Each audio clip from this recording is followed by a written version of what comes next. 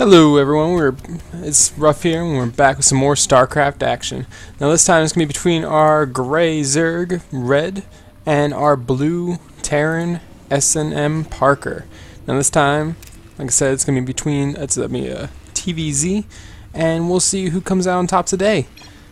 We do have, this is going to be on peep mode once again, guys. I still have not found anything that I'll be able to, I need to find like a website or something that has just regular recordings that I can use, playbacks, anything I can use. If you guys have any of those websites in mind that that are not completely infested with viruses, hopefully. But yeah, if you guys can let me know, that'd be really helpful, and I can start doing a little more professional casts. And like I said, I don't mind doing anybody's games. I'm willing to do bronze level, silver, whatever. Everyone deserves a little bit of a chance in the spotlight, so we'll see who comes out on top today anyway. So we do have, our Terran players going to be walling in a little bit just to make sure that the Zerg, in case it does rush them, they don't have any problems where Zerglings can just get up really quick. If he walls in right here with the barracks and another supply depot, there's really no chance that our Zerg player can just run by really quick. So, but at the moment we just see our Zerg player kind of powering drones at the moment. He isn't really going to be going too much for anything else. He hasn't even started his spawning pool. He hasn't even expanded yet, so he must have some sort of build in mind. He does have up to 15 population right now, and he is going to go for the expansion right now, which is going to be very worth it. So and we do see our Terran player is going to be scouting out with his first SCV, and it's going to allow him to understand, hey, let's see if timing, is there a spawning pool out, is there Zerglings on the way, is there going to be an expansion, am I safe for now? And once he sees the expansion, he's going to know immediately that he is actually safe for the moment. There's no way that the Zerg player cannot get out any Zerglings or anything like that to kind of hurt him in any way. So he's going to go for that second Rax right now, and that's going to allow him to actually get a little more units out at the same time. He can even start Marauder production. He could start. He can do a Reaper if he wanted to, and that's just up to him in the long run. So we'll see what he goes up to. We do see the spawning pool finally going down for our Zerg player, and that's going to allow him to get out those early Zerglings that allow. It's not really going to be early Zerglings anymore, but he's going to allow him to get a little bit of Zerglings out just for a little map control. Going to allow him to get those watchtowers to know when his opponent moves out. And I wouldn't be surprised to see this Marine do the same thing. Kind of head out to the watchtowers, kind of make sure nothing's going on. And will he do that? That's the question. He is going to be coming back with his first Marine, kind of defending the base until he starts getting a more static defense up. He does have 2 now. He could go after this Overlord if he positions his Marines right back here, calls the Overlord to go this way, and I'll allow him to just snipe that Overlord really quick, which is actually pretty good considering it would supply block the Zerg player actually by a great deal. So we'll see if that comes into play. But we do have double queen production on the way, and we do have the expansion going down for our Terran player. Now this is going to allow him to obviously get a lot more resources, and anytime you can get the same amount of bases on a Zerg player as a Terran or Protoss, that's going to just be that much more effective and help you out that much. So we do see that, like I said, that Overlord going down, and as you can see, that supply blocks him quite a bit. He does have 2 Overlords on the way, so he shouldn't be supply blocked for too long, but that is, little things like that can actually end up helping you out in the long run. And you do see the neutral supply duo going to go down right now. And we do see double gas right now, which is extremely interesting. What is he going to go off the back of this? He could go for a Roach Warren. He could go for to allow him to get that metabolic boost, which is so good. He still has yet to get any Zerglings, which is surprising to me, because Zerglings, you kind of need them just to know, hey, when is my guys coming out? When are they going to be coming out to attack me? We are going to have a defensive bunker skin set up by the Terran player, which will allow him to kind of hold this expansion and kind of guarantee himself safety a little bit in case there is Zerglings or anything heading his way. But at the moment, our Zerg player is just basically going for straight macro. He does not care about units right now. He's not going too heavy on any units. He's just getting lots of, he's powering drones like crazy. He's going for that third hatchery already by the by around, I would suppose, you know, the 8.5 minute mark, and that's just gonna be something right there. We do see the orbital command finishing up for our blue Terran, and will he be able to come off anything on the back of this? He is going to be throwing down his double gas right now, and that's just going to allow him to have lots of gas units. He needs to probably throw in either a reactor or a tech lab, start Marauder production, start whatever he could. Marines are great versus Zerg, but he needs something else right now to kind of give the backbone to his army. Either whether it be siege tanks, which, as we see, these factories go down, which I'm assuming is going to be siege tanks, which is a great build versus Zerg. You want to do Marine siege tank. It's like maybe a couple of Marauders thrown in there, here and there, but that is a great build and actually works out a lot. So we do see actually additional spine crawlers getting thrown down by our Zerg player, and that's going to allow him to have more of a static defense, allow him to kind of hold his own. It will stop any kind of Hellion harass. Almost guaranteed. The Hellions could probably slip in right there and go in the back really quick, but other than that, I just don't think they'll be too effective for that Hellion harass. Now up here, yes, the Hellion harass would be very effective if he gets too many drones up here, which is soon going to be saturated there. He's already got 7 drones there already, and we do see those little 2 Zerglings going to be taken out immediately by all these Marines. These Marines are feeling good. It just is like, yep, we kill Zerglings. That's just how we do. And that is one of the killers anyway. But we just see the kind of the macro going down for both players. We do have a starport on the way. I wouldn't be surprised. It's gonna be for medevac production or Vikings, but more medevacs than anything else, I would assume, just because he is going for a heavy bio army at the moment. He does have the reactor on the way for the factory. Now, is he going to be switching this out with the starport, or is he going to be staying with... Or is he going to be doing Hellions? That's the question. If he does, it'd be very interesting. We do have our high layer tech. I'm sorry. Layer tech on the way. It's been a while since I casted, guys, and I kind of get back into the groove of it. But we do have the layer tech on the way, and it's actually just finished up right now. Now he does have roaches on the way, which is, this could be a roach timing. Medic Bottle Boost on the way for the first time, which is very surprising. Baneling's Nest, he's throwing down everything he needs at the moment. He's got Jowl Reconstitution, which basically increases the movement speed of roaches. And we do have, on the Terran side, we do have 2 engineering bays, which is going to allow him to get that double upgrade action going. He is going to go for Marine Marauder. I'm surprised to seeing this. I'm not saying it's not effective, but I'm surprised not seeing any siege tanks with siege tech on the way, because siege tanks are very effective versus roaches, mass Zergling, because they can just do so much splash damage, which is very good versus all these units that we do have the Zerg player. Zerg player is going to be expanding once again over to this side where on the map. It's kind of going to be expanding towards the opponent a little bit. Now this is always an expansion that's hard to hard.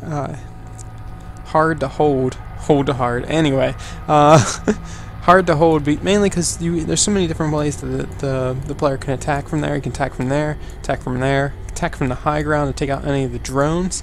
He can even put siege tanks up here and even start bombarding right there. But we do see our blue Terran going to be moving out right now. Now, at the moment, this is not where he wants to be. There's 14 Banelings going to be morphing in right now, and these Marines are just going to get decimated. These Banelings just roll down right now. Also, these roaches are going to be so effective. They don't even have combat shields or any upgrades right now, and they only have SnMParker. This is not an engagement he wants to be in, and he's back out as soon as he sees those Banelings. He needs to get out of there, and the Banelings are going to take out only 2 Marines. I don't know if that was worth it. Probably not, but that's okay. It just gives the Terran player a little bit of... he's going to be a little scared right now. He does not have as near as large as an army as the Zerg player, which is typically how it works. But there is going to be the spine crawlers going to be moving up a little bit, and this is going to allow him just to be that much more effective in that defense. So if he does decide to attack, he's just going to be in kind of a world of hurt, as the Marauder would say. So, but we do see the movement speed buff for the Banelings, and it's going to allow them to move around a lot faster, get in the faces of those Marines, which is always important. And we do see that hive tech on the way finally, and along with 6 overlords, he's going to be preparing for some sort of mass you know, we do have that one Marine get decimated by that spine crawler. That doesn't look nearly as fun as, you know, as we see it. But we do see that it's he needs more medevac production. He does only have one right now, and he's going to have additional ones coming out right now, which is going to be very effective for him, especially if he's going to go for this bio play, which is honestly, it can work out for him, but he just needs to have that crazy splits, make sure he does not get owned by those banelings. Banelings can clear out this bio play so easily, and then the roaches can clear up whatever marauders are left. So we'll see what happens. But at the same time, we do see those double upgrades finishing up shortly. We do see pathogen glands along with infestors and corruptors on the way for our Zerg player, as well as a greater spire, which means we're going to have some sort of broodlords in this game, and that's just going to be, he needs to attack before those broodlords gets out, because if those broodlords get out and this is all you have, there's just probably nothing you can do. The broodlords are just so effective versus, you know, Marines, Marauders, well, definitely Marauders, since Marauders can't shoot them, but, which is confusing to me. Why can't they just aim up? Anyway, but yeah, there's going to be the Marine, and the Marines, they can do damage to them. It's just they need to get underneath them and just kind of, you know, immediately take them out as soon as they spawn. And, you know, before this, he needs to at least take out a base or something, be a little aggressive. He plays like this, there's just nothing he's going to be able to do. And we just see 2-2 on the way.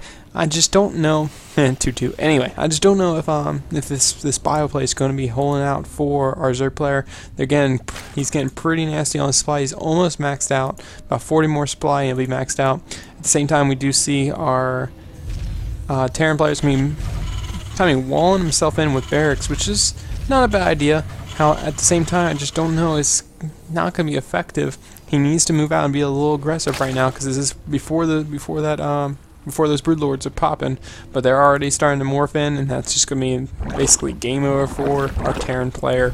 We'll see in the end, though. It's going to be all up to our Terran player to be able to counter this. He needs to start Viking production as fast as possible, because these Vikings are going to be his saving grace versus those broodlords. His Marine Marauder might be able to take out this this group, but then festers with the fungal growths, that's going to be nasty, and in the long run, I just don't know how effective it's going to be. We do see that third expansion coming heading down for our Terran player. Lots of spine crawlers at this expansion for our Zerg player, and we do see a Hydra Den. We do see another hatchery going down for our Zerg player, as well as his own 1-1 for his ranged attack and armor. So we'll see if like I said, guys, I mean, it's all up to you know, Parker, if he can you know, kind of micro the best he can. If he can split up his Marines, split up his Marauders, make sure they're not taking as much damage as possible from those Banelings. How many Banelings are we up to? A lot. Alright, we are up to like Husky said, and you don't do math on camera, but that is a lot of Banelings. We'll actually check this unit tab. There's 22 Banelings, 18 Roaches, 2 Infestors, 7 Broodlords, and 52 Zerglings. There's just going to be so much, with 9 more Banelings on the way and 1 more Broodlord on the way. And this is this nasty versus the 46 Marines, 19 Marauders, and 10 Medevacs. He needs to get some sort... Oh, paused by accident. He needs to get some sort of... Vikings. Vikings are just gonna be just the change, getting some Vikings to help max out right now. That's just gonna help you out that much more. We do see the Hydra range on the way, as well as attack flying +1, and the tunneling claws on the way as well, and even the crackling upgrade, which is gonna allow these Zerglings to attack so much faster. And we do have the 3-3. The only advantage I say that our blue player does have right now, he does have mass superior upgrades right now. So this is why if he attacked at this moment, once this 3-3 props, or once this 3-3 pops, or you know, even right now if he attacks, he has that attack and defense bonus, that additional +1/+1 on his units, which is going to make them much more effective versus this entire unit ball. But we do see our Zerg player going to be moving out with his swarm of units, and this is getting a little scary looking. I don't even want to... honestly, this is going to be ridiculously awesome. He is maxed out right now. Actually, our blue player is maxed out right now, and that's surprising. Usually the Terran takes a little longer to max out. But we do see our Zerg player is going to be moving out. This might be an engagement that might end the game. We don't know, but he does have a fair amount of Marauders. Probably needs more Marines overall, But I would say, you know, it's like I said, it's up to him if he can get those perfect battles. If he can, you know, basically engage on his own terms, he might be able to hold this. If he can definitely hold off until 3-3 is all done, then he will be in a great situation. And that's just gonna hurt right now. And we do see